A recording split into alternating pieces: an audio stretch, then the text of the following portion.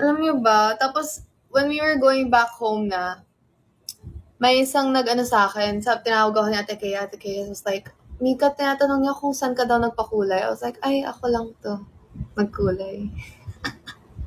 Kasi pinatungan ko 'to, 'di ba, ilang beses na. So, and then he was asking for the brand. So, I was like, "Oh, I actually don't know the brand, but I can just like get back to you on that." Sabi niya, "How can you?" So we exchanged. Like she took a photo of my IG and like ang loud kasi so I couldn't hear what her IG was. Ganun. Anong shade?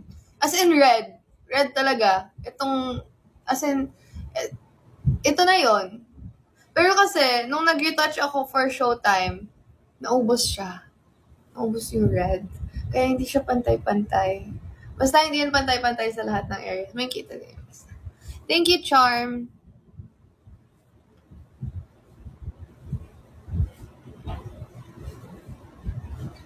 Who taught you how to dye your hair? My best friend Patricio taught me how.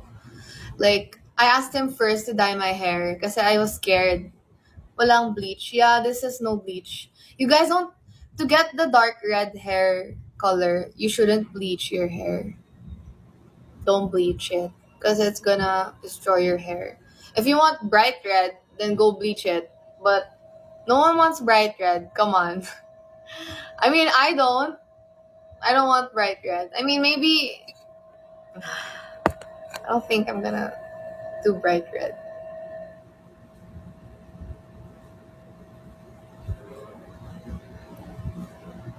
Red lang. Yeah, this is red lang. Pero may binili akong hair dye na purple, red violet.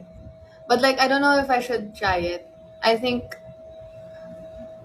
yeah, I think it's like burgundy yung itsura. Right? Thank you, Blue Shane. I don't know. Yeah. First time mo i-dye on your own. Yeah. You remind me of Urza or of Fairy Tail. Oh, Urza. I love Urza. I think this color should stick for a while. I know! Oh, alam niyo guys, yung suot ni Miss Kath sa premiere was what Joanna wore nung Strings MV shoot.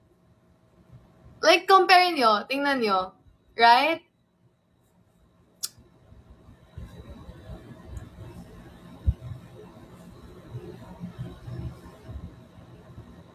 After na tong live, magtatanggal lang. Ay, pagpadulo na ng live, magtatanggal ako ng makeup. Mag-unready, get unready with me. Ay, talaga. Pero yeah, busy si Jo. Papanoorin niya naman yun.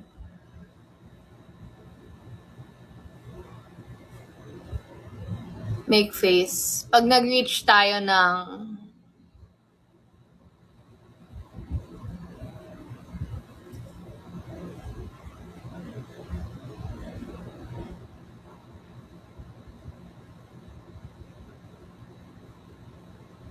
200K.